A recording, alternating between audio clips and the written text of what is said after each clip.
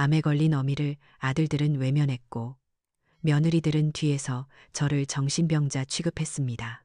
저는 평생의 눈물을 거두고 그들이 그토록 탐내던 수십억 유산을 무기로 들었습니다.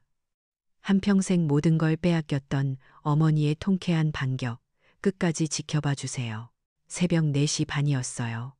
바깥은 아직 한밤중처럼 캄캄했고 파주 저희 집 마당의 나뭇가지들은 겨울바람에 마른 뼈 부딪히는 소리를 냈죠. 이 시간이면 늘 잠이 깨요.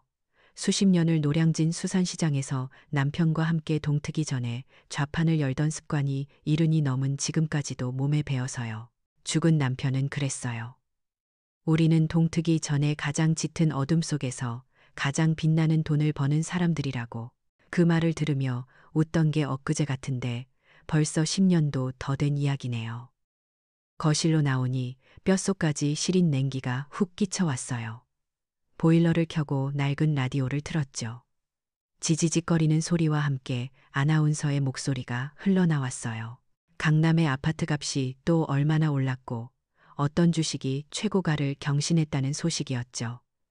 나와는 아무 상관없는 딴 세상 이야기. 저는 그저 묵묵히 부엌으로 향했어요. 설날이 코앞이었으니까요. 부엌에 들어서자마자 왼쪽 무릎이 욱신거리며 신호를 보내왔어요. 오늘도 고생 좀 하겠구나. 제 손을 내려다봤어요. 굽고 투박하게 변해버린 손마디. 관절염으로 뒤틀리고 휘어져서 언젠가부터는 반지를 끼워본 기억도 없어요. 이 손으로 새벽 찬물에 생선을 씻고 얼음장 같은 좌판 위에서 돈을 세고 두 아들 녀석들 도시락을 쌌죠. 제 인생의 역사가 이 손마디 마디에 굳은 살처럼 박여 있는 것 같았어요. 목 뒤편으로도 묵직한 통증이 느껴졌지만 애써 무시했어요. 병원에 가봐야 늙어서 그렇다는 말뿐이고 자식들한테 아프다고 해봐야 걱정만 끼칠 테니까요. 가장 먼저 떡국에 쓸 육수를 냈어요. 커다란 솥에 양지와 사고를 넣고 푹 고우기 시작했죠. 구수한 냄새가 냉기 가득한 집 안을 조금씩 채워가기 시작했어요. 그 다음은 전 부칠 준비. 동태를 해동하고 널쩍하게 썬 두부에 소금 간을 하고 깻잎과 고추에 다진 고기를 채워 넣었어요. 수십 년을 해온 일인데도 굽은 허리와 뻣뻣한 손가락 때문에 예전만큼 속도가 나질 않았어요. 쪼그려 앉아 파와 마늘을 다지다 보면 다리에 쥐가 나서 한참을 주무르다 일어나야 했죠. 아이고, 내 신세야.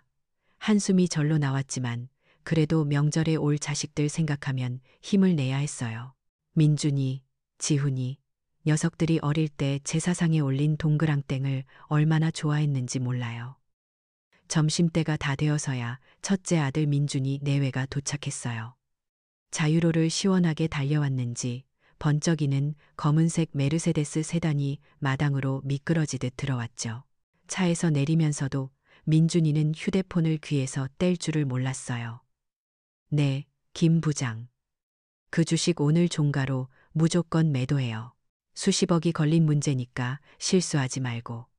녀석은 이제 제가 평생 만져보지도 못할 돈을 전화 한 통으로 움직이는 사람이 되었어요. 펀드 매니저라고 했나? 아무튼 대단한 일을 하는 아들이었죠. 며느리는 차에서 내리자마자 명품 코트 자락을 여미며 인상을 썼어요. 집 안에 들어서자마자 코를 킁킁거리더니 대뜸 한마디 하더군요. 어머니, 집에서 이게 무슨 냄새예요? 꼭 시골 냄새 같아요. 요즘 세상에 누가 명절이라고 집에서 이렇게 기름 냄새 피우면서 음식을 해요? 그 말에 심장이 쿵하고 내려앉는 것 같았어요. 며칠 밤낮으로 잠도 설쳐가며 준비한 음식인데 그저 시골 냄새라니. 저는 애써 웃으며 말했어요.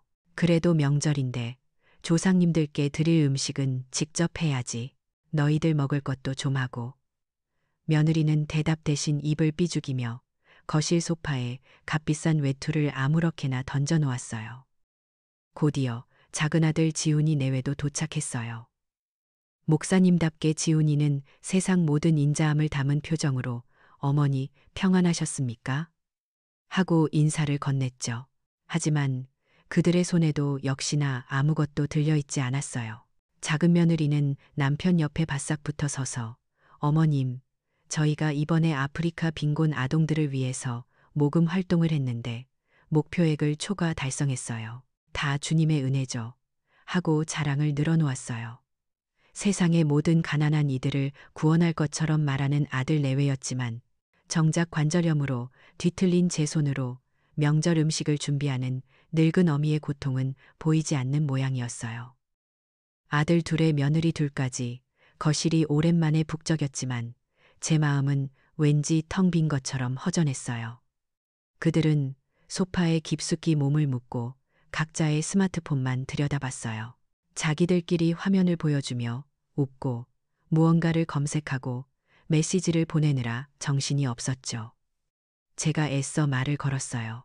민준아, 회사 일은 할 만하고 지훈이 너는 교회가 점점 커진다니 참 좋구나.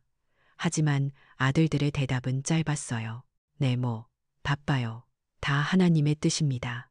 그러고는 다시 스마트폰 화면으로 고개를 돌렸죠. 그들만의 세상은 그 네모난 기계 안에 있는 것 같았어요. 저는 그 세상에 들어갈 수 없는 이방인이었죠.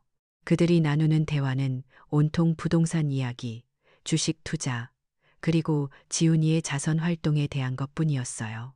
여보, 강남의 그 아파트, 우리가 사기에는 너무 늦었을까? 목사님, 이번 주일 헌금 액수가 지난달보다 훨씬 늘었어요. 할렐루야. 저는 그 대화에 끼어들 수가 없었어요. 평생을 노량진 수산시장 좌판에서 보낸 제가 알 턱이 없는 이야기들이었으니까요. 저는 다시 부엌으로 돌아와 묵묵히 전을 부치기 시작했어요. 기름 튀는 소리만이 시끄럽게 울렸죠. 거실에서는 간간히 웃음소리가 터져나왔지만 그 웃음소리가 제게는 세상 어떤 소리보다 더 멀게 느껴졌어요. 가족이라는 울타리 안에 있지만 저는 철저히 혼자였어요. 마치 보이지 않는 벽에 가로막힌 것처럼. 제 인생을 바쳐 키운 아들들이었지만 이제 그들에게 저는 그저 명절에 음식을 차려주는 시골 냄새 나는 늙은 어머니일 뿐이었죠. 뜨거운 기름이 손등에 튀었지만 아픈 줄도 몰랐어요. 마음이 더 아려서였을까요? 기름 냄새와 함께 제 깊은 한숨이 부엌에 차곡차곡 쌓여가고 있었어요. 차가운 음식이 차라리 마음 편했어요. 내가 꼬박 밤을 새워가며 만든 음식들이 식어가는 걸 보면서 어쩌면 저게 지금의 내 모습 같다는 생각이 들었거든요. 정성은 가득한데 온기는 아무도 찾지 않는 설날 아침상이라고 부르기도 민망한 풍경이었죠. 아들 둘, 며느리 둘, 그리고 나. 5 식구가 둘러앉았는데도 집안은 텅 빈 것처럼 고요했어요. 그 정적을 깨는 건 오직 스마트폰에서 울리는 날카로운 알림 소리뿐이었죠. 큰 며느리는 내가 정성껏 부친 동태전을 젓가락으로 깨작거리더니 입을 열었어요. 어머님, 요즘 방송 보니까 이렇게 기름지고 짜게 먹는 게 건강에 제일 안 좋대요. 혈관에도 안 좋고. 그 말에 작은 며느리가 기다렸다는 듯이 맞장구를 쳤죠. 맞아요, 어머님. 요즘은 다들 저당으로 먹잖아요. 건강 프로그램에서 의사 선생님이 그러시더라고요. 순간 내 손에 들린 젓가락이 허공에서 멈췄어요. 그 아이들 말이 틀린 건 아니었죠. 하지만 그건 단순히 음식에 대한 이야기가 아니었어요. 그건 내 수십 년 세월에 대한 평가였고 내가 살아온 방식에 대한 비난이었어요. 내가 이 음식으로 너희들을 키웠고 내 남편들을 이만큼 길러냈는데 이제 와서 내 모든 것이 틀렸다고 말하는 것 같아 가슴 한구석이 아려왔어요. 내 정성은 구시대의 유물이 되어버렸고 내 사랑은 건강을 해치는 독이 되어버린 거죠. 나는 애써 웃으며 넘기려 했지만 아들 녀석들은 아예 관심조차 없었어요. 큰아들 민준이는 뭐가 그리 바쁜지 식탁에 팔꿈치를 괜 채로 연신 스마트폰 화면을 넘기고 있었어요. 그 파란 불빛이 아들 얼굴을 비추는데 꼭 딴 세상 사람 같더라고요. 수십억, 수백억을 이야기하는 그 세상에 늙은 어미가 끼어들 자리는 없어 보였어요. 작은 아들 지훈이는 더했어요. 목사라는 사람이 인자한 표정으로 스마트폰을 보며 교인들에게 보낼 새해 인사말을 고르고 있더군요. 온 세상 사람들에게는 사랑과 축복을 전하면서 바로 앞에 있는 어미의 얼굴 한번 제대로 쳐다보지 않았어요. 눈 한번 마주치지 않고 그저 자기들 세상에 갇혀 있었죠. 나는 그들과 같은 공간에 있었지만 그들 눈에는 보이지 않는 투명 인간이었어요. 가슴이 쿵쾅거리고 목구멍으로 음식이 넘어가지 않았어요. 더 이상은 안 되겠더라고요. 이대로 있다가는 정말 화병으로 죽을 것 같았어요. 수십 년간 묵혀온 응어리가 목 끝까지 차오르는 기분이었죠. 나는 마른 입술을 겨우 떼어 떨리는 목소리로 말을 꺼냈어요. 내 목소리가 그들의 세상에 닿기나 할까 조마조마하면서요. 얘들아, 나 아무래도 아산병원에 가서 정밀검사를 받아봐야 할 것 같다. 목이 계속 아프고 느낌이 영 안 좋아. 내 말이 끝나기 무섭게 민준이가 스마트폰에서 눈도 떼지 않은 채 툭 내뱉었어요. 어머니, 제가 인터넷 찾아봤는데 요즘 갑상선암은 착한 암이라던데요. 완치율이 95%가 넘어요. 너무 걱정하지 마세요. 칸난, 제 고객들 중에도 그런 분들 많아요. 그 목소리에는 걱정이나 염려라고는 털끝만큼도 없었어요. 마치 성가신 문제를 가장 효율적으로 처리하는 방법을 알려주는 것 같았죠. 내 목숨이 달린 공포가 아들에게는 그저 인터넷 검색 몇 번으로 해결될 수 있는 확률의 문제일 뿐이었어요. 내 불안은 과장이 되었고 내 고통은 걱정할 필요 없는 일이 되어버렸죠. 옆에 있던 지훈이는 한술 더 떴어요. 그 녀석은 인자한 미소를 지으며 내 손을 잡는 신용을 하더군요. 어머니, 저희가 매일 새벽마다 어머니를 위해 기도하고 있습니다. 강하고 담대하십시오. 모든 것은 주님의 뜻 안에 있습니다. 믿음으로 이겨내셔야죠. 그래요, 믿음. 그럴듯한 말이죠. 하지만 지금 내게 필요한 건 막연한 믿음이 아니라 아들의 따뜻한 손을 잡고 함께 병원에 가주는 현실적인 위로였어요. 내 현실의 고통을 영적인 문제로 바꿔버리면서 아들은 아들로서의 책임을 교묘하게 벗어던지고 있었어요. 나는 그 순간 깨달았어요. 큰아들에게 나는 관리해야 할 리스크였고 작은 아들에게 나는 기도해야 할 영혼일 뿐 그 이상도 이하도 아니라는 걸요. 그들에게 나는 더 이상 어머니가 아니었어요. 다음 날 아침, 설날 당일이었죠. 날이 밝자마자 집안 분위기는 어제보다 더 어수선했어요. 며느리들은 아침상을 받는 둥 마는 둥 화장을 고치기 바빴고 아들 녀석들은 벌써부터 나갈 채비를 하고 있었어요. 민준이가 먼저 입을 열었죠. 어머니, 죄송하지만 저희는 먼저 일어나야겠습니다. 중요한 파트너와 골프 약속이 있어서요. 새해 첫 약속이라 빠질 수가 없네요. 중요한 파트너, 그 한마디가 내 가슴을 후벼 팠어요. 늙은 어미보다 평생을 바친 가족보다 돈이 얽힌 비즈니스 파트너가 더 중요하다는 선언이었죠. 지훈이도 질세라 말을 보탰어요. 저희도 처가에 일찍 가봐야 합니다. 장인어른께서 몸이 좀 편찮으셔서요. 어제는 세상 사람들을 구원하겠다던 목사 아들이 오늘은 아픈 늙은 어미를 외면하고 처가를 챙기러 가야 한다고 했어요. 그들의 사회적 의무, 가정적 책임 목록에서 내 이름은 가장 마지막 순위거나 아예 존재하지도 않는 것 같았어요. 아무도 단 한 명도 내게 병원은 언제가 편하냐고 같이 가주겠다고 묻지 않았어요. 수십 년간 억눌러왔던 무언가가 내 안에서 툭 하고 끊어지는 소리가 들렸어요. 더 이상 참을 수가 없었어요. 나는 들고 있던 젓가락을 상에 힘껏 내리쳤어요. 탕 하는 날카로운 소리가 적막한 식탁을 갈랐죠. 모두 멈춰라. 내 목소리는 나도 모르게 쉬어 있었지만 그 어느 때보다 단단했어요. 모두의 시선이 놀라서 내게로 향했죠. 처음으로 그들이 나를 보고 있었어요. 너희들, 이게 지금 뭐 하는 짓이냐? 이 어미는 목에 칼을 대게 생겼다고 하는데 한 놈은 골프 약속이 중요하고 한 놈은 장인어른이 더 급해? 내가 평생을 바쳐 키운 자식들이 명절날 어미 혼자 두고 다들 그렇게 떠나야 할 만큼 바쁜 거냐고. 내 절규에 돌아온 건 반성이나 미안함이 아니었어요. 민준이는 인상을 팍 쓰며 귀찮다는 듯이 말했어요. 어머니, 또 시작이시네요. 명절마다 왜 이렇게 분위기를 망치세요? 저희도 사회생활이라는 게 있잖아요. 그 눈빛은 나를 전혀 이해하지 못했어요.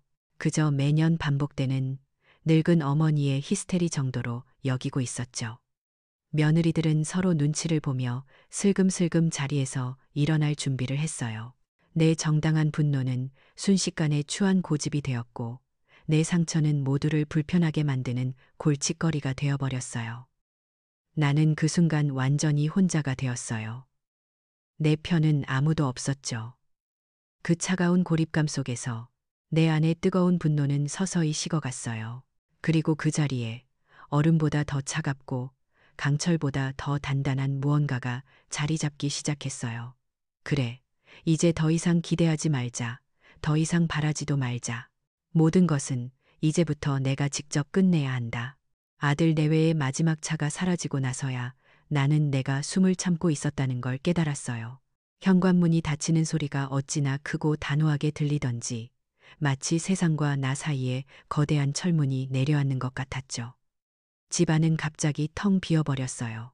방금 전까지만 해도 사람들이 북적였는데 그 온기는 다 어디로 가고 이렇게 시릴 수가 있을까요? 식탁 위에는 전쟁이 끝난 것처럼 음식들이 어지럽게 널려 있었어요. 한두 젓가락씩 건드려 놓은 갈비찜은 차갑게 식어 하얀 기름이 굳어 있었고 정성껏 부친 전들은 아무도 거들떠보지 않아 가장자리부터 말라가고 있었죠.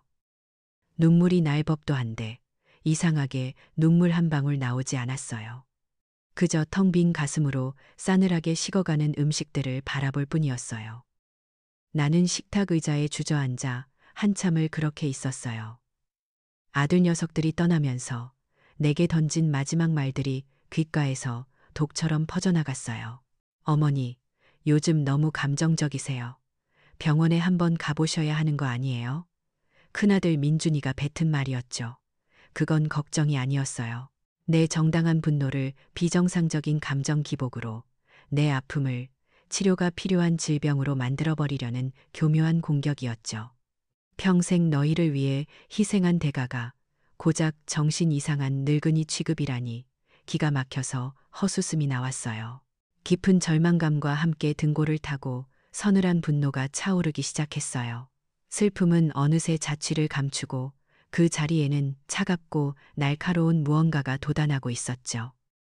그때였어요. 무심코 식탁 위에 놓인 내 낡은 스마트폰을 집어들었는데 화면에 가족이라고 저장된 단체 카톡방 알림이 떠 있었어요. 무슨 미련이 남았는지 나도 모르게 그걸 눌러봤죠. 그리고 나는 내 눈을 의심해야 했어요.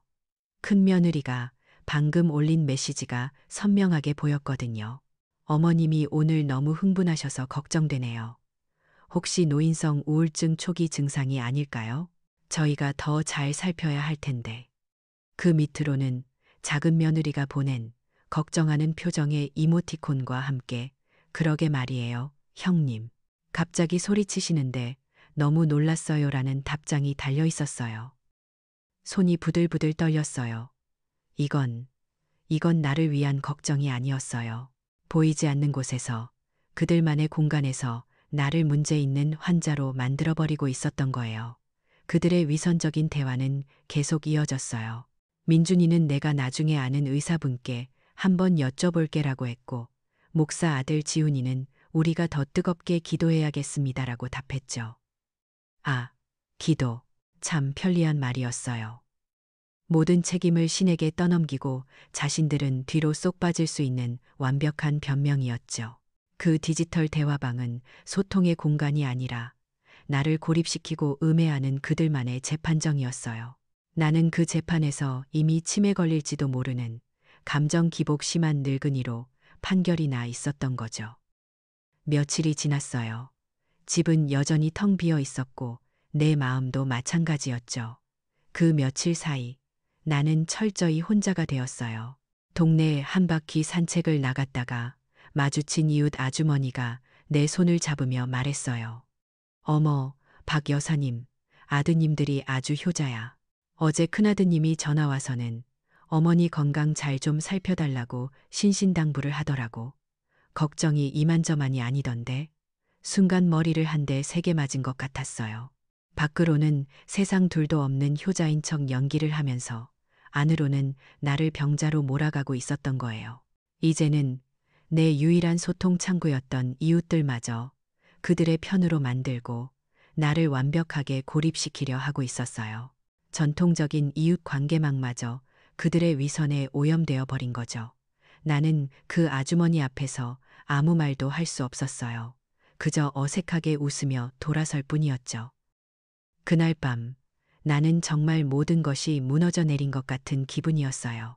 수십 년의 세월이 내 모든 희생이 부정당하고 이제는 내 존재 자체가 짐이 되어버린 것 같았죠. 뜬 눈으로 밤을 새우다 새벽녘에야 먼지 쌓인 장롱 깊숙한 곳에서 낡은 사진 앨범 하나를 꺼내 들었어요. 한 장, 한 장 넘기는데 눈물이 핑 돌았어요. 거기에는 내가 잊고 살았던 내 모습이 있었거든요. 1980년대, 아직은 젊었던 내가 고무장갑을 낀 채 노량진 수산시장 좌판 앞에서 펄떡이는 생선을 잡고 환하게 웃고 있는 사진. 비린내와 억척스러움으로 범벅이 된 삶이었지만 내 눈은 누구보다도 강하고 맑게 빛나고 있었어요. 그리고 그 옆 페이지에는 이제 막 초등학교에 입학한 어린 딸 민서가 내 목을 꼭 껴안고 웃고 있는 사진이 있었죠. 때 묻지 않은 그 해맑은 웃음. 세상에 내 편은 아무도 없다고 생각했는데 아니었어요. 나에게는 아직 내 편이 있었어요. 나는 앨범을 가만히 덮었어요.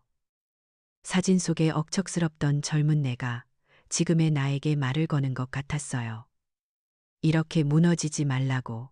당신은 원래 이렇게 약한 사람이 아니었다고. 그리고 해맑게 웃던 어린 민서가 지금 어디선가 교사로 일하며 아이들을 가르치고 있을 내 딸이 눈앞에 어른거렸어요. 그래, 나에게는 민서가 있었지. 그 아이만큼은 달랐어요.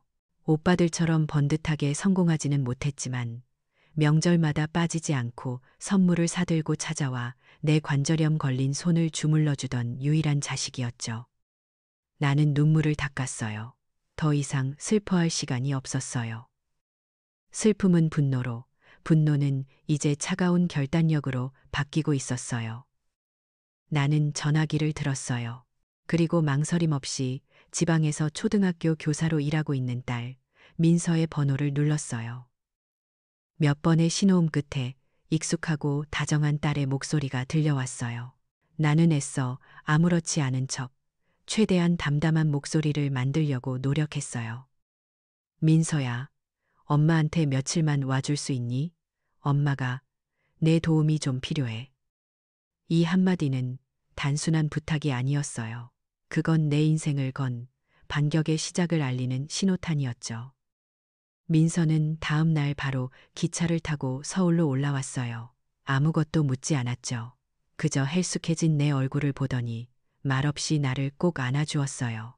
그 따뜻한 온기에 그동안 참아왔던 눈물이 터져 나올 뻔했지만 나는 가까스로 참아냈어요. 지금은 울 때가 아니었으니까요. 나는 민서의 손을 잡고 집을 나섰어요. 우리가 향한 곳은 파주가 아니었어요. 서울, 그 중에서도 가장 차갑고 화려한 곳 바로 강남이었죠. 택시를 타고 테헤란로에 들어서는 순간 창밖으로 보이는 거대한 유리 빌딩들이 나를 압도하는 것 같았어요.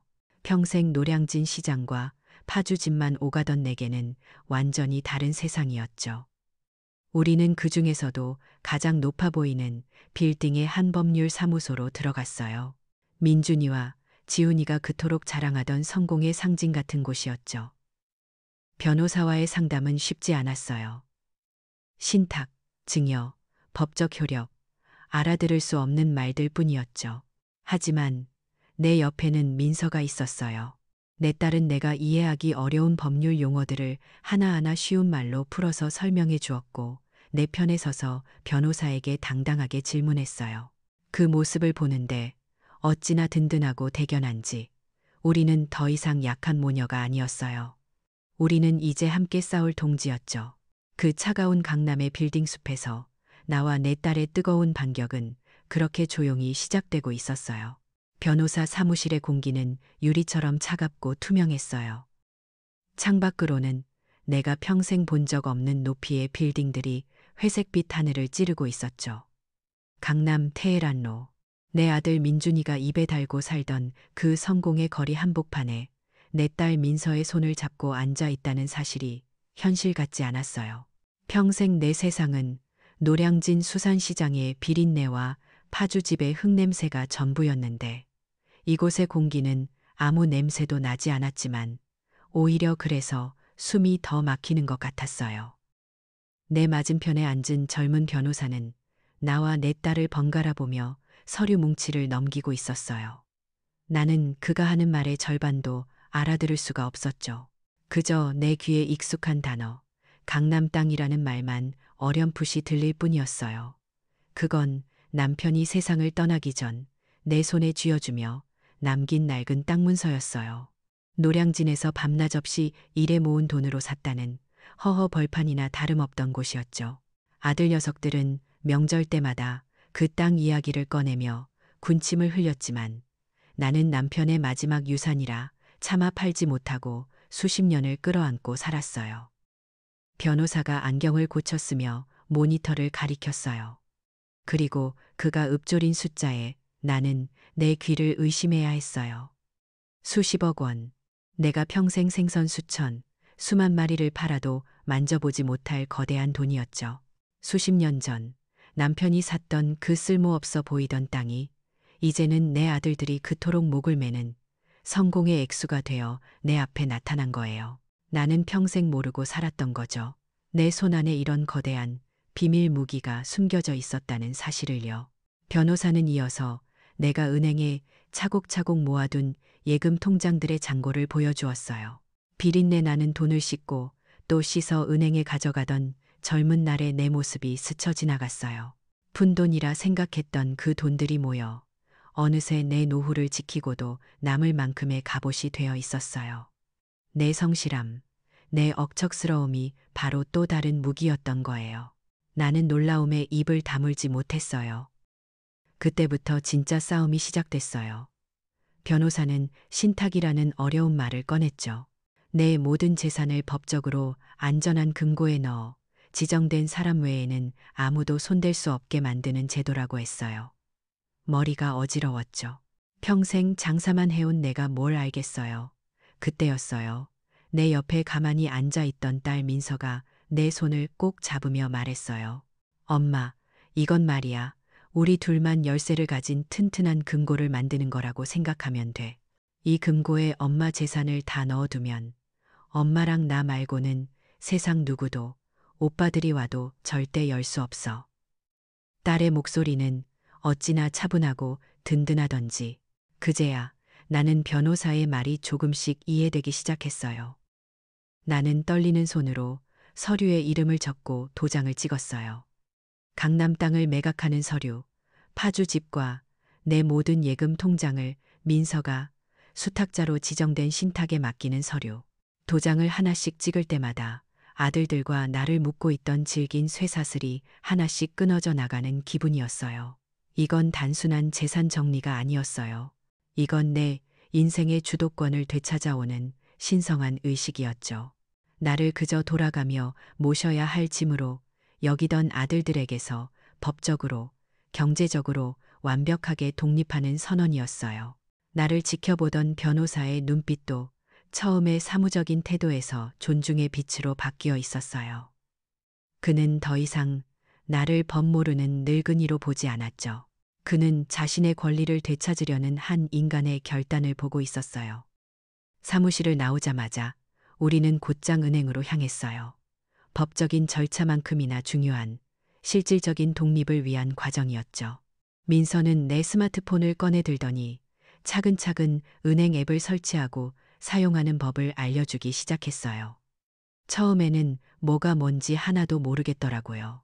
작은 화면 속의 글씨들은 눈에 들어오지도 않고 손가락은 자꾸 헛나갔죠. 하지만 내 딸은 단 한 번도 짜증내지 않았어요. 엄마, 다시 해보자. 여기를 이렇게 누르는 거야. 그 다정한 목소리를 들으며 몇 번을 반복하고 나니 신기하게도 내 손으로 직접 계좌 이체를 할 수 있게 되었어요. 그리고 내 눈앞의 작은 화면에 방금 전 변호사가 말했던 그 거대한 숫자들이 선명하게 찍히는 순간 나는 숨을 멈췄어요. 그건 더 이상 종이 위의 숫자가 아니었어요. 그건 내 힘이었고, 내 자유였고, 내 존엄이었어요. 며칠 전 가족 단톡방에서 나를 환자로 만들었던 바로 그 스마트폰이 이제는 내 해방을 증명하는 가장 강력한 도구가 되어 있었어요. 나는 민서가 가르쳐 준 대로 방금 전 그 변호사에게 서류 처리 감사합니다라는 짧은 이메일도 보내봤어요. 디지털 세상에서 소외되었던 내가 이제 그 세상의 주인이 되어가고 있었어요. 모든 준비가 끝났어요. 내 재산이라는 견고한 성벽이 완성되었고 내 손에는 그 성벽을 지킬 새로운 무기들이 들려 있었죠. 이제 남은 건 내 몸을 돌보는 일이었어요. 나는 집으로 돌아와 떨리는 마음으로 아산병원에 전화를 걸었어요. 그리고 가장 빠른 날짜로 수술 일정을 잡았죠. 수화기를 내려놓는 순간 나는 잠시 망설였어요. 이 사실을 아들들에게 알려야 할까? 하지만 그 망설임은 아주 짧았어요. 그들은 내 고통을 궁금해하지 않았으니 나 또한 그들에게 내 소식을 알려줄 의무가 없었어요. 이제 내 침묵은 내 계획의 일부이자 가장 날카로운 무기가 될 터였어요. 나는 민서와 함께 노트북을 켜고 스위스로 가는 비행기 표를 알아보기 시작했어요. 수술이 끝나고 나면 나는 내게 새로운 삶을 선물할 거예요. 그 누구의 아내도 그 누구의 엄마도 아닌 오롯이 박선영, 나 자신으로 살아가는 삶을요.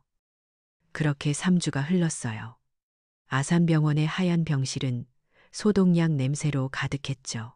수술실로 들어가는 이동 침대에 누워 천장의 형광등을 바라보는데 이상하게 무섭지 않았어요. 내 옆에는 민서가 있었으니까요. 딸은 내 손을 꼭 잡고 괜찮을 거라고, 내가 밖에서 기다리고 있을 거라고 몇 번이고 말해주었어요. 그 작은 손의 온기가 마취약보다 더 강한 진통제처럼 느껴졌어요. 수술은 갑상선을 전부 드러내는 대수술이었어요. 마취에서 깨어났을 때 목을 찢는 듯한 고통과 함께 가장 먼저 든 생각은 살았다는 안도감이었죠. 며칠 동안은 말도 제대로 할 수 없었고 물 한 모금 넘기는 것조차 고통스러웠어요. 그 지옥 같은 시간 동안 내 곁을 지킨 건 오직 민서뿐이었어요. 딸은 밤새 내 옆에서 잠을 설쳤고 죽을 쑤어 식혀가며 한 숟가락씩 떠먹여 주었죠. 나는 아픈 와중에도 머리맡에 놓인 스마트폰을 자꾸만 쳐다보게 되더라고요. 혹시나, 정말 혹시나 하는 마음이었겠죠. 전화 한 통, 문자 메시지 한 통 오지 않았어요. 내 두 아들은 내가 수술실에서 사투를 벌이는 그 순간에도, 그리고 고통 속에서 밤을 지새우는 지금 이 순간에도 내 존재를 완전히 잊어버린 것 같았어요. 그들의 그 완벽한 무관심이 내 마음에 남아있던 마지막 미련한 조각마저 깨끗하게 도려내 주었어요. 이제 더 이상 망설일 필요도, 죄책감을 느낄 필요도 없었어요. 그들은 스스로 자식의 자격을 포기한 거니까요. 이제 남은 건 내 계획을 실행에 옮기는 일뿐이었어요. 수술 후 3개월이라는 시간은 내 몸의 상처뿐만 아니라 마음의 상처까지도 단단한 흉터로 만들어주기에 충분했어요. 더 이상 아프지도 시리지도 않았죠. 그저 내 몸의 일부가 된 담담한 흔적일 뿐이었어요. 그리고 마침내 내 인생의 이막을 여는 그날이 밝았어요. 추석 아침이었죠. 그날따라 하늘은 내 마음이라도 아는 듯 구멍이 뚫린 것처럼 세차게 비를 쏟아내고 있었어요. 나는 딸 민서와 함께 인천공항 라운지 창가에 앉아 활주로를 때리는 빗줄기를 가만히 바라보고 있었어요. 내 손에는 따뜻한 커피잔이, 그리고 내 옆에는 세상 가장 든든한 내 딸이 있었죠. 지금쯤 파주집 앞에서는 어떤 풍경이 펼쳐지고 있을까? 나는 눈을 감고 마치 영화의 한 장면처럼 그 모습을 그려보았어요. 분명 그랬을 거예요. 작년 설날과 똑같이 큰아들 민준이의 번쩍이는 메르세데스와 작은아들 지훈이의 점잖은 세단이 빗속을 뚫고 파주집 앞에 멈춰 섰겠죠. 차에서 내린 녀석들은 작년과 똑같이 명품 외투 깃을 세우고 젖은 머리를 성가시게 털며 대문으로 향했을 거예요. 하지만 그들을 맞이한 건 따뜻한 음식 냄새가 아니라 굳게 닫힌 차가운 철대문이었죠. 녀석들은 분명 처음에는 짜증을 냈을 거예요. 늙은 어머니가 명절 아침부터 어딜 갔냐고 전화를 해도 받지 않는다고 투덜거리면서요. 빗줄기는 점점 더 거세지고 잘 차려입은 옷은 축축하게 젖어들고 그들의 초조함은 서서히 분노로 바뀌어 갔겠죠. 대체 이 노인네가 어딜 간 거야? 아마 민준이가 먼저 참지 못하고 소리를 질렀을지도 몰라요. 지훈이는 옆에서 점잖은 척 어머니께 무슨 일이 생기신 건 아니겠지라며 위선적인 걱정을 늘어놓았을 테고요. 그들의 세상에서 내가 그들을 기다리지 않을 가능성이란 단 한 번도 존재하지 않았을 테니까요. 나는 커피를 한 모금 마셨어요. 그리고 내 계획의 마지막 단추를 채울 시간이 되었음을 직감했죠. 나는 민서와 눈을 맞추고 고개를 한번 끄덕였어요. 그리고 미리 작성해둔 문자 메시지를 두 아들에게 동시에 전송했어요. 내 손가락이 전송 버튼을 누르는 그 짧은 순간, 수십 년간 나를 짓눌러왔던 모든 억압과 서름이 먼지처럼 흩어지는 기분이었어요. 아마 녀석들의 주머니 속에서 울리는 진동 소리는 똑같았을 거예요. 빗소리에 섞여 희미하게 들리는 그 소리에 둘은 동시에 스마트폰을 꺼내 들었겠죠. 발신인은 어머니. 그 세 글자를 확인하는 순간 안도감과 짜증이 뒤섞인 표정을 지었을 거예요. 그리고 그들은 읽기 시작했겠죠. 내가 한자 한자 내 피와 눈물을 갈아 너트 써 내려간 마지막 편지를요. 지금 인천공항이다. 첫 문장을 읽었을 때 녀석들은 분명 어리둥절했을 거예요. 이 시간에 이 빗속에 공항이라니. 민서와 함께 스위스로 떠난다. 두 번째 문장에서 그들의 얼굴에는 당혹감이 스쳤을 테죠. 민서와 함께 우리도 모르게 너희가 살던 파주집과 그토록 원하던 강남 땅은 모두 팔았다. 세 번째 문장을 읽는 순간 녀석들의 호흡이 멈칫했을 거예요. 당혹감은 순식간에 불길한 예감으로 바뀌었겠죠. 팔았다니 누구 마음대로 무슨 자격으로. 내 전 재산은 지난 3개월간 내 곁을 지키며 진정한 효도를 한 자식에게 합법적으로 모두 이전했다. 여기까지 읽었을 때 아마 민준이의 얼굴은 새하얗게 질리고 지훈이의 입은 멍하니 벌어졌을 거예요. 그들이 평생 당연하게 자신들의 것이라 믿었던 모든 것, 그들의 미래, 그들의 자부심, 그들의 성공이 신기루처럼 사라지고 있다는 걸 깨닫기 시작했겠죠. 상속법이니 유류분 같은 단어들이 머릿속을 스쳐 지나갔을지도 몰라요. 하지만 나는 이미 그 모든 꼼수를 막을 완벽한 법의 방패를 세워두었죠. 그리고 마지막 문장. 이제부터 나는 너희 어머니가 아니다. 다시는 찾지 마라. 이 마지막 문장이 그들의 심장의 비수처럼 밝혔을 거예요. 재산을 잃은 것보다 더 근원적인 공포. 그들이 평생을 이용하고 무시해왔던 존재. 하지만 언제나 그 자리에 있을 것이라 믿었던 어머니라는 뿌리가 송두리째 뽑혀나가는 순간이었을 테니까요. 나는 눈을 떴어요. 창밖의 비는 여전히 거셌죠. 내 상상 속에서 두 아들은 망연자실한 채 서로를 쳐다보고 있었어요. 그들의 모든 미래 계획, 자식들 유학 자금, 사업 확장 계획, 교인들 앞에서의 체면, 그 모든 것이 저 차갑게 내리는 비에 씻겨 내려가고 있었어요. 설날 아침 그들이 나를 무시하며 들여다보던 바로 그 스마트폰이 이제는 그들에게 사형 선고를 내리는 심판의 도구가 되어버린 거죠. 정신을 차린 건 아마 민준이었을 거예요. 녀석은 이 모든 상황을 부정하며 마지막 남은 동아줄이라도 잡듯 미친 듯이 민서에게 전화를 걸었겠죠. 스피커폰으로 설정된 전화기 너머로 다급하고 분노에 찬 민준이의 목소리가 들려왔을 거예요. 야, 박민서, 이게 다 무슨 소리야? 엄마 옆에 있지. 너 지금 무슨 짓을 한 거야? 그때 내 딸 민서의 목소리가 울려 퍼졌을 거예요.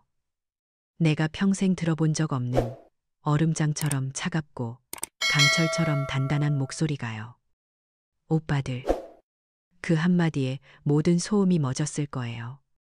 어머니, 3개월 전에 혼자 갑상선암 수술 받으셨어. 민서의 다음 말은 천둥 소리보다 더 크게 그들의 귀에 밝혔을 테죠. 수술, 암, 3개월 전 그들이 골프 약속과 처가 방문을 핑계로 어머니를 내팽개쳤던 바로 그 시간이었으니까요. 그때 오빠들은 어디서 뭘 하고 있었지? 이건 질문이 아니었어요. 그들의 죄를 낱낱이 고하는 기소장이었죠. 그들의 이기심과 위선을 만천하에 드러내는 선고였어요. 어머니가 평생 모은 재산, 이제 당연히 자격 있는 사람에게 돌아간 거야. 다시는 어머니를 괴롭히지 마. 뚝. 전화는 그렇게 끊겼을 거예요. 대답할 기회조차 주지 않는 완벽한 끝맺음이었죠. 나는 상상했어요. 전화가 끊긴 후 빗속에 서 있는 두 아들의 모습을요. 모든 것이 끝났다는 것을 깨달은 그들의 텅 빈 눈동자를요. 성공한 펀드 매니저, 존경받는 목사라는 화려한 껍데기가 빗물에 모두 씻겨 내려가고 그 자리에 남은 건 탐욕과 이기심으로 얼룩진 초라한 본 모습뿐이었을 거예요. 그들은 아마 그 자리에 주저앉았을 거예요. 쏟아지는 비를 온몸으로 맞으며 자신들이 무엇을 잃어버렸는지, 아니, 자신들이 무엇을 버렸는지 뒤늦게 깨달으며 통곡했겠죠. 그때 공항에 우리를 태울 비행기가 도착했다는 안내 방송이 울려 퍼졌어요. 나는 마지막으로 파주가 있는 쪽 하늘을 한번 바라보았어요. 그리고 미련 없이 자리에서 일어났죠. 내 옆에서 내 딸 민서가 내 손을 따뜻하게 잡아주었어요. 우리는 함께 새로운 삶이 기다리는 곳으로 향하는 탑승구로 걸어갔어요. 내 마음은 놀랍도록 평온했어요. 수십 년간 나를 짓누르던 무거운 짐을 내려놓은 기분이었죠. 이건 복수가 아니었어요. 이건 심판이었어요. 그리고 나의 해방이었어요. 스위스의 공기는 제 폐 속 마지막 남은 찌꺼기까지 깨끗하게 씻어주는 것 같았어요. 알프스 산맥의 만년설은 내 머릿속에 복잡했던 생각들을 시원하게 정리해 주었죠. 그곳에서 보낸 몇 달은 단순한 여행이 아니었어요. 그건 제 인생에서 처음으로 가져보는 온전히 나 자신만을 위한 시간이었고 잃어버렸던 나를 되찾는 과정이었어요. 수십 년 만에 처음으로 나는 누군가의 아내도 누군가의 어머니도 아닌 그저 박선영이라는 한 사람으로 숨을 쉴 수 있었어요. 한국으로 돌아왔을 때 나는 더 이상 파주의 그 낡은 집으로 가지 않았어요. 그곳은 제 과거와 함께 이미 제 마음속에서 떠나보냈으니까요. 대신 저는 서울 도심이 한눈에 내려다 보이는 전망 좋은 시니어 타운에 새로운 보금자리를 마련했죠. 아침이면 통유리창으로 쏟아지는 햇살을 맞으며 눈을 뜨고 오후에는 같은 층 이웃들과 함께 뜨개질을 배우거나 온라인으로 인문학 강의를 들었어요. 태블릿 PC라는 것도 처음 써봤는데 이거 참 신기하더라고요. 손가락 하나로 세상 모든 지식을 들여다볼 수 있으니 남은 인생 동안 배워야 할 것들이 아직도 산더미처럼 많다는 생각에 가슴이 설레기까지 했어요. 그러던 어느 날이었어요. 로비에서 전화 한 통을 받았죠. 제 아들들이었어요. 어떻게 알았는지 제 새 주소를 알아내어 무작정 찾아왔다는 거였어요. 순간 심장이 쿵 하고 내려앉았지만 이내 평온을 되찾았어요. 언젠가는 마주해야 할 순간이었으니까요. 저는 로비 소파에 앉아 그들을 기다렸어요. 잠시 후 자동문이 열리고 두 남자가 들어왔어요. 몇 달 만에 보는 아들들의 모습은 참 많이 변해 있었어요. 성공한 펀드 매니저의 자신감 넘치던 어깨는 축 처져 있었고 존경받는 목사의 인자하던 얼굴에는 수심이 가득했죠. 값비싼 옷을 입고 있었지만 그 옷이 마치 자기들 것이 아닌 것처럼 어색해 보였어요. 그들은 저를 발견하자마자 마치 약속이라도 한 듯 그대로 바닥에 무릎을 꿇었어요. 그리고는 아이처럼 엉엉 울기 시작했죠. 어머니, 잘못했습니다. 저희가 정말 죽을 죄를 지었습니다. 제발, 제발, 저희를 용서해 주세요. 그들의 울음소리가 넓은 로비에 울려 퍼졌지만 이상하게도 제 마음은 호수처럼 잔잔했어요. 저는 그들을 일으켜 세우지 않았어요. 그저 가만히 그들의 초라한 모습을 내려다볼 뿐이었죠. 한참을 울던 아들들이 잠잠해졌을 때 저는 자리에서 일어나 그들 옆을 지나쳤어요. 그리고는 로비 한쪽에 마련된 커뮤니티 게시판으로 향했죠. 그곳에는 제가 얼마 전부터 시작한 봉사활동 안내문이 붙어 있었거든요. 요즘 내가 여기서 법률 상담 봉사를 한단다. 제 말에 아들들은 고개를 들고 어리둥절한 표정으로 저를 쳐다봤어요. 저는 게시판에 붙은 안내문을 손가락으로 가리키며 말을 이었죠. 여기 와보니 너희 같은 자식들 때문에 평생 모은 재산 한 푼 못 받고 길거리에 나앉게 생긴 노인들이 얼마나 많은지 아니? 자식이라는 것들이 부모를 속이고 없는 사람 취급하고 심지어는 정신병자로 몰아가면서까지 돈을 뜯어내더구나. 내가 그분들 사연을 들어주고 내가 만났던 변호사님을 연결해주고 있어. 내 이야기가 그분들에게는 희망이 되더라고. 제 목소리는 담담했지만 그 어떤 꾸짖음보다도 날카롭게 아들들의 가슴에 박혔을 거예요. 너희들의 잘못은 단순히 너희들만의 이야기가 아니라고, 너희들의 그 이기심이 이 사회에 얼마나 많은 상처를 남기고 있는지 똑똑히 보라는 무언의 질책이었으니까요. 아들들의 얼굴이 하얗게 질려갔어요. 저는 다시 그들 앞으로 돌아와 섰어요. 그리고 무릎 꿇은 아들들의 눈을 똑바로 쳐다보며 제 마음속에 오랫동안 담아두었던 마지막 말을 꺼냈어요. 나는 너희들의 사과가 필요 없다. 사과는 말로 하는 것이 아니기 때문이야. 내가 너희에게 바라는 건 용서가 아니란다. 그건 너희가 남은 평생 동안 너희 자식들에게, 그리고 이 세상의 모든 부모에게 어떤 행동을 보이는지로 스스로 증명해내야 하는 것이다. 저는 그 말을 끝으로 돌아섰어요. 더 이상 할 말은 없었죠. 이제 그만 돌아가거라. 쫓아내는 것도 안으로 들이는 것도 아니었어요. 이 시니어 타운의 1층 로비 문은 누구에게나 열려 있었지만 제 마음의 문은, 그리고 제 삶의 문은 이제 그들의 노력으로만 열 수 있다는 것을 알려준 거죠. 관계의 주도권은 이제 온전히 제게 있었어요.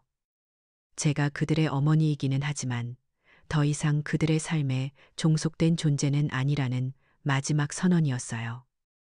아들들은 아무 말 없이 비틀거리며 자리에서 일어났어요. 그리고는 고개를 푹 숙인 채 로비를 걸어 나갔죠. 저는 엘리베이터를 타고 제 집으로 올라와 창가에 서서 멀어져가는 아들들의 뒷모습을 가만히 내려다보았어요. 제 마음속에는 복수의 통쾌함 같은 건 남아있지 않았어요. 대신 수십 년의 세월을 돌아 마침내 내 인생의 온전한 주인이 되었다는 고요한 평화가 가득 차올랐죠. 창밖으로 서울의 야경이 별처럼 반짝이고 있었어요. 저는 더 이상 과거에 얽매이지 않을 거예요. 내일은 복지관에 가서 새로 상담을 신청한 할머니를 만나야 하고, 저녁에는 온라인 역사 강의도 들어야 했어요. 제2의 인생은 생각보다 훨씬 더 바쁘고 즐거웠으니까요. 박선영 여사의 이야기는 진정한 승리가 무엇인지 우리에게 보여주는 것 같아요. 사이트, 스타트. 단순히 상대를 무너뜨리는 파괴가 아니라 자신과 관계의 존엄성을 다시 세우는 건설적인 변화야말로 진짜 승리인 거죠. 사이트. 3. 그녀의 선택은 단순한 복수를 넘어 지혜가 만들어낸 인간적 성장이 무엇인지 생각하게 만들어요.